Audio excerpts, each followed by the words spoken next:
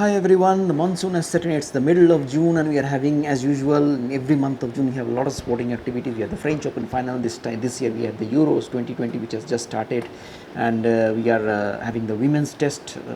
After 7 years, the Indian women are playing a test match against England, that is in Bristol, and now, and the biggest of them all, we have the test match, the World Test Championship final between India and New Zealand in 24 hours time. So one by one, let's just go through the French Open.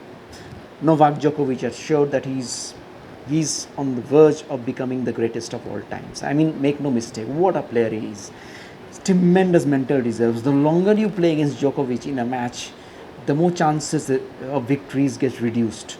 That's what Nadal in the semi-finals and Tsitsipas in the finals found out. Nadal is an absolute champion on clay. He's French Open every year. He's supposed to win one Grand Slam, and that is the French Open. That is his birthright, to be honest. But then this the semi-final which had happened on last Friday, Djokovic Nadal, it was an epic match, and the first set was won by Nadal. Djokovic was taking time to get into the groove. The second set he got back his flow, and he played very well in the second set. And the third set, Nadal raised his game, and Djokovic also raised his game, and it was an epic third set for 92 minutes. What a third set that was.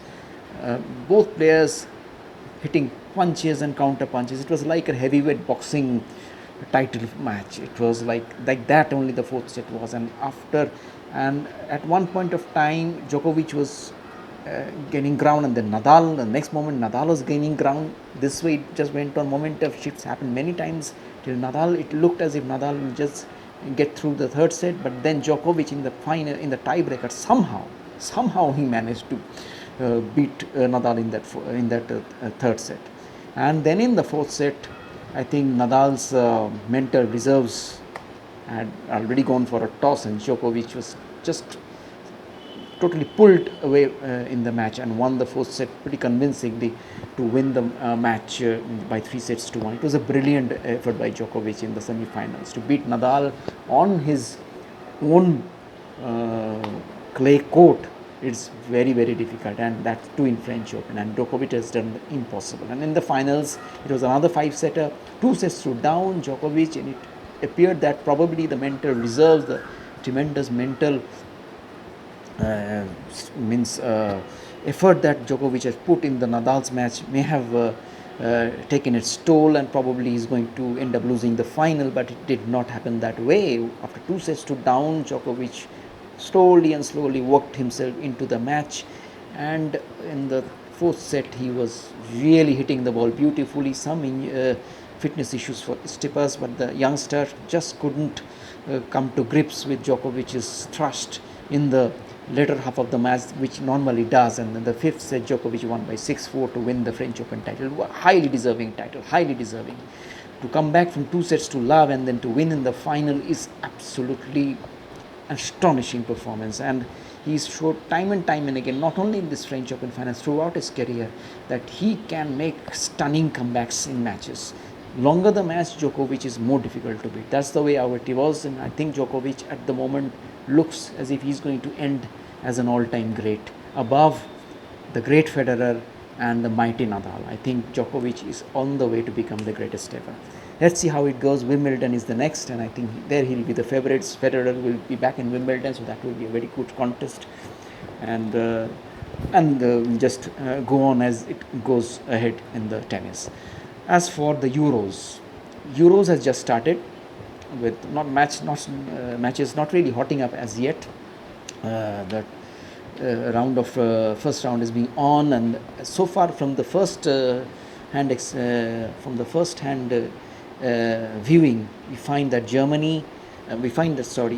France, Portugal, and Belgium look the three better sides. Germany has struggled against France. They lost the match against France by 1-0. It was the same side goal. And Portugal, in their first match, fought off a very gallant Hungary to win at the end by 3-0. And then we had Belgium, who did very well in their first match. So these three teams look very solid. England hasn't looked all that convincing. They won the first match. That was against a very tough opposition like Croatia. But as the Euro goes on, we'll just keep a tab on that. In fact, the bigger matches will come as the day progresses. Now for the cricket. Women's cricket, the test match has started between England and India. And the first day it was 269 for 6. England openers and the England top order did very well in the first two sessions. And the Indian spinners dragged it back in the final session from 230 for 2. England lost 4 wickets for 21 and ended at 269 for 6. I think this test match is going to be a very interesting one in the next 3 days, weather permitting, at Bristol. Now for the World Test Championship final. I think this is going to be a cracking final between India and New Zealand. New Zealand are really confident now with a Test series win over England by 1-0. But on the other hand, India has spent a lot of time in Southampton. That is also an advantage for India. But then New Zealand will be higher on match practice. They have won a series against England, and they will be very high on confidence. If you just look team-wise, strengths department-wise, I will say in the opening batting, I think New Zealand has an edge because Devon Conway is in great form. His debut series has gone on beautifully. He's in great form, and Tom Latham is a very good opening batsman. On the other hand, Rohit Sharma and Shubman Gill have never opened in England against the Duke's ball in swinging conditions. So that will be an area where New Zealand definitely has the edge over India. In the middle order, I think it will be even Stevens, Cheteshwar Pujara versus Ross Taylor. I think Ross Taylor has got a better batting record in England than Pujara, who averages 29 to Taylor's 40 odd. And then we have Virat Kohli versus Ken Williamson. Now, surprisingly, Ken Williamson's record in England hasn't been all that good. It averages only 26. Virat also doesn't average very high. He averages 36, but that was after the very poor first tour in 2014, and the second tour, of course, he scored 593 runs, so that should give him confidence. And about Rahane versus Nichols, I think it's very difficult to choose because Nichols has played very little in England and Rahane has played 10 tests in England. So though Rahane has a lower average, it's very difficult to choose between the two. So I think the middle order will be even Stevens. Opening, New Zealand has the edge. Middle order is even Stevens. And the all-rounder spinners category, I think India is far ahead of New Zealand with Ashwin and Jadeja. No comparison at all. India is far ahead in the all-rounder and spinning department. Also Colin de Grandam is not a all-rounder of a very high repute. He's just a average player as an all-rounder. So I think Jadeja and Ashwin scores much over Grandam and Azaz Patel. And the wicket-keeping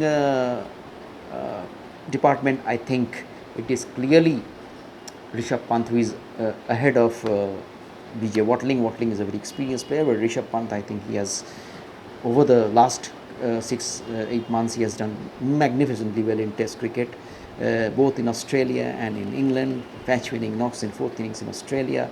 So I think Rishabh Pant is high on confidence when in wicket-keeping.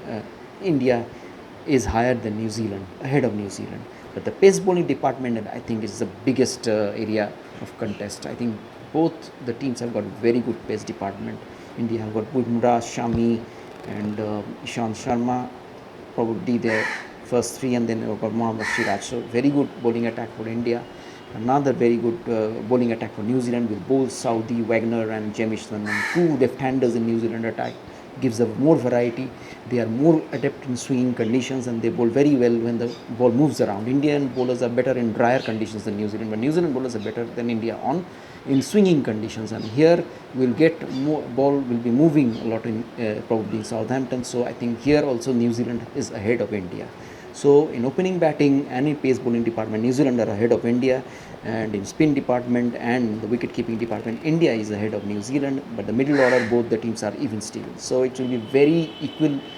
Match will be on a very equal footing. I think it will be an absolutely highly followed test match between New Zealand and India. Probably the whole world will be supporting New Zealand as the underdogs. They are the underdogs. They are known as the underdogs all the time, so they will probably whole world will be supporting New Zealand as they did in the 2019 final. But I think only the Indians will be supporting India. So let's see. I mean, it will be a great test match, and everyone is waiting for it. So until then, please like and subscribe my channel and keep hearing. Thank you.